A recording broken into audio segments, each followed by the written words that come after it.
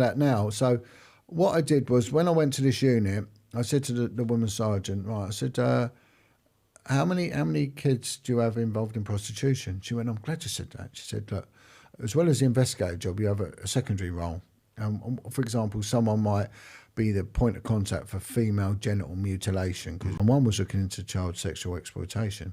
So the girl that was looking into that, she's just gone on maternity leave, but she dealt with it for 2 years. She never dealt with one case in 2 years. I straight away asked the social services for a list of the kids' home. So I get the list of the kids' homes. There were 26 kids' homes in this borough, busy London borough. And I rang up the first kids' home and said, right, how many children have you got? Went, 5. How many did you lose at the weekend? Right, missing. She went, 3. Right, what happens to them? Pimped out.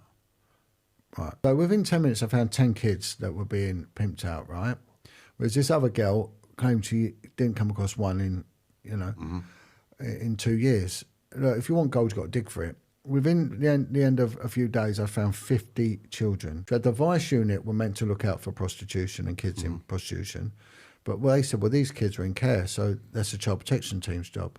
Child protection team said, nothing to do with us. These are missing people. That's a missing persons unit's job. And the missing person said, well, we're not investigators. So all they ever did was push it between the three of them, not look after it. So when you've got, say, 100 kids in one area, out of the 100 kids, 70 of them every week will go missing. Most of them come back, but sometimes kids don't come back. And what they weren't doing was debriefing these kids and asking them where they're going, which is what I started doing. Where you're going, what you're doing. And of course they were being picked up by a pimp down the road. The care homes weren't allowed to stop them.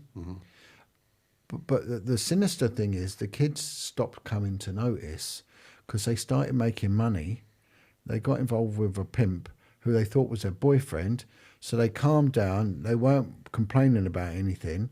The only issues they had was because they were being given cocaine and some heroin.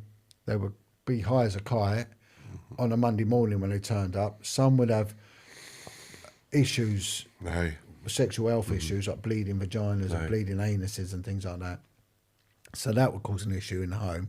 And they would probably start rattling on the Monday, and then come the Thursday, they'd calm down because they were back out again. So the social services weren't bothered about them. They knew that if they went missing, they'd come back anyway, so they didn't really pursue it.